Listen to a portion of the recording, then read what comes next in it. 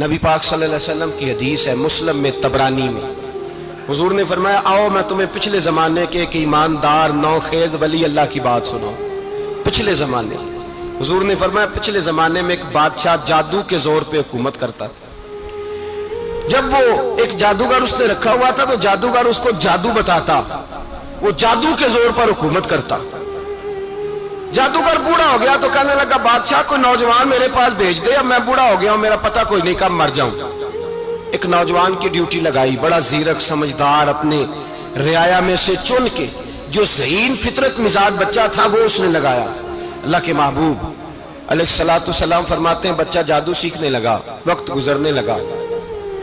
بچہ جب جادو سیکھنے جاتا تو رستے میں ایک راہب بھی تھا جو انجیل جانتا تھا، وہ اللہ اللہ سکھاتا، لوگوں کو حضرت عیسیٰ علیہ السلام کی تعلیمات سے آگاہ کرتا۔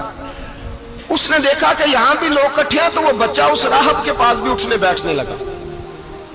اب جب اس کے ساتھ اس کی گفتگو بڑھنے لگی تو اس کو باتوں میں لذت آنے لگی۔ اس نے راہب نے پوچھا کہ تو کون ہے اور کس طرح سے آیا ہے، کیا تیرا معاملہ ہے؟ اس نے کہا جی میں جادو سیکھنے جاتا ہوں، آپ کی باتیں مجھے بڑی اچھی لگتی ہیں۔ اس نے کہا دین سیکھ، جادو سیکھنے والے کافر ہو جاتے ہیں، قرآن و حدیث سیکھنے والوں کو اللہ کامل ایمان عطا فرماتا ہے۔ فرمایا یہ سیکھ۔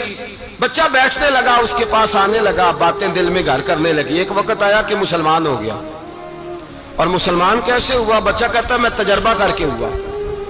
اب میں تھوڑا سا وقت جادوگر کے پاس بھی جاتا اور باقی سارا وقت وہاں بیٹھتا۔ میں ایک دن جا رہا تھا تو رستے میں اژدہا تھا، بہت بڑا سانپ تھا، رستہ روک کے کھڑا تھا۔ یہ حضور نے بیان کی حدیث۔ نبی پاک صلی اللہ علیہ وسلم فرماتے ہیں بچہ کہتا ہے کہ رستے کے اندر سانپ ہے، رستے بند ہے، لوگ چھتوں درختوں پہ چڑھے، ہراش ہے۔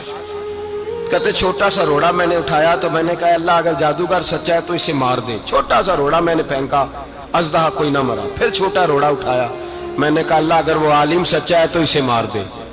اب جب میں نے روڑا مارا تو اژدہا مر گیا۔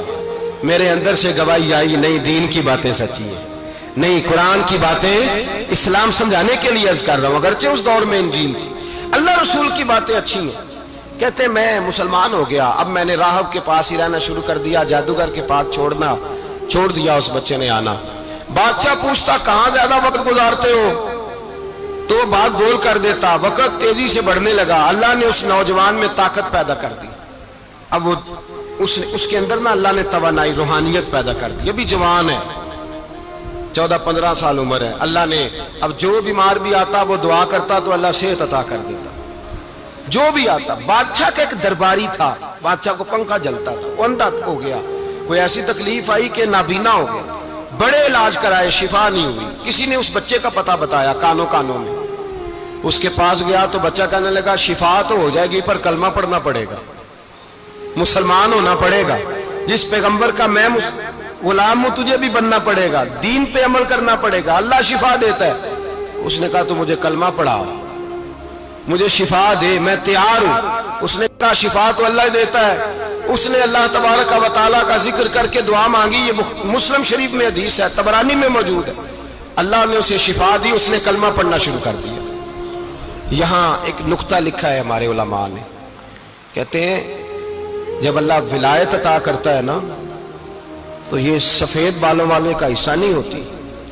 اگر جوانی میں کوئی آدمی توبہ کر کے تصوف کے رستے پہ چلتا ہے تو سب سے زیادہ ولایت اللہ اسے عطا فرماتا ہے، سب سے زیادہ ولایت اس کے پاس ہوتی ہے۔ ابھی اس کے بال کالے ہیں، چڑھتی جوانی ہے، دعا کی تو اللہ نے، اور حدیث پاک میں موجود ہے کوڑے آتے تو شفا یاب ہو جاتے، اندھے آتے تو شفا یاب، برس والے آتے تو اللہ سے دے، جوان ہے۔ بادشاہ کے پاس وہ واپس گیا، وہ جو آدمی جس کی آنکھیں ٹھیک ہوئی تھی۔ بادشاہ نے پوچھا کہ کیسے شفا ملی؟ تو کہنے لگا میرے رب نے شفا دی ہے۔ بادشاہ سجدے کراتا تھا، اپنے آپ کو منواتا تھا، معاذ اللہ، کہنے لگا میرے علاوہ کون رب ہے؟ اس نے کہا وہی رب ہے جس نے تجھے پیدا کیا ہے، اور وہی رب ہے جس نے مجھے اندھے کو آنکھیں دی ہیں، وہی ہے میرا مالک۔ کہا اچھا تو مجھے نہیں مانتا؟ کہا نہیں میں اپنے رب کو مانتا ہوں۔ بادشاہ نے اسے سزا دی، ستایا، اس نے بچے کا پتہ بتایا، پھر بچے کو بلا کے ستایا تو اس راہب کا پتہ بتایا، راہب بھی قتل ہو گیا، نابینا بھی قتل ہو گیا۔ بادشاہ نے کہا سپاہیوں سے اس بچے کو لے جاؤ اور پہاڑ کی چوٹی پہ جا کے نیچے پھینکو تاکہ مر جائے۔ बच्चा पहाड़ की चोटी पे गया तो हाथ उठा के कहने लगा, या अल्लाह मेरे लिए नहीं अपने लिए, मेरे लिए नहीं अपने लिए इन्हें अपनी कुदरत के जलवे दिखा। मेरे लिए नहीं, अल्लाह के बंदे अपनी जान बचाने की दुआएं नहीं मांगते, अपने लिए इन्हें अपनी कुदरत के जलवे दिखा। ये दुआ मांगी, जितने लोग साथ आए थे वो सारे जमीन पे गिरे और सब मर गए, पहाड़ से गिर के मर गए। बच्चा वापस सीधा बादशाह के पास कहने लगा, लो भाई मेरे रब ने मुझे बचा लिया है। जवान का ईमान देखो, मेरे रब ने मुझे, बोलो मेरे अल्लाह ने मुझे ईमान की गवाही दे रहा है, मैं बच गया हूं, तू झूठा है, मेरा रब सच्चा है। उसने कहा ले जाओ इसको दरिया में, कश्ती में बिठाओ, बीच दरिया के जाके धक्का दे दो। बैठे कश्ती में, दरिया के बीच गए और जब जाके वहां उसको धक्का देने लगे तो उसने कहा, अल्लाह मेरे लिए नहीं अपने लिए इन्हें अपनी कुदरत के जलवे दिखा। बस एक तूफान सा आया, जितने सिपाही साथ आए थे डूब के मर गए। वो बच्चा उठा और सीधा फिर बादशाह के पास, उसी के पास कहने लगा, लो भाई मेरे रब ने मुझे बचा लिया है, तेरे पास आया हूं। वो कहने लगा, तू क्या मुसीबत मेरे गले पड़ गई है, कैसे जान छूटेगी? तो बच्चा कहने लगा, अगर तू मुझे बांधे दरख्त के साथ और सारे मुल्क को बुलाए, लोगों को इकट्ठा करे, फिर तू मुझे तीर मारना, मैं तुझे बताऊंगा कैसे मारना है, मैं मर जाऊंगा। अल्लाह का बंदा नौजवान, ईमान देखो, मरने के तरीके बता रहा है, मैं तुझे बताऊंगा मैं कैसे मरूंगा। ये बात कही, बादशाह ने सारा मजमा जमा किया, मुल्क सारा बाहर आ गया, दरख्त के साथ बांध दिया। कहने लगा, भाई लोगों ये मुझे मारना चाहता था, मार नहीं सका, अब मैं इसे बताने लगा हूं कि मैं कैसे मरूंगा। इसे कहो जब तीर मारे तो साथ मेरे रब का नाम भी ले, मैं अपने रब के नाम पे जान दूंगा, ईमान की पुख्तगी में अल्लाह के नाम पर जान दूंगा। इसे कहो रब के नाम पे मारे, मर जाऊंगा। बादशाह ने अल्लाह कह के तीर मारा, पेशानी में लगा, बच्चे की रूह परवाज कर गई, जितना मजमा खड़ा था सारा कलमा पढ़ के मुसलमान हो गए, सारे मुसलमान हो गए, सारे। मेरे रसूल पाक सैयद आलम सल्लल्लाहु अलैहि वसल्लम ने नौजवानों को बताया, जब तुम्हारे अंदर ईमान की कुव्वत आएगी तो अल्लाह तुम्हारी मदद करेगा। फरमाया वो नौखेज वली था, अभी जवान राना था, अभी उसकी पेशानी पर जवानी के आसार थे, लेकिन उसने अल्लाह को राजी किया, रब करीम को राजी।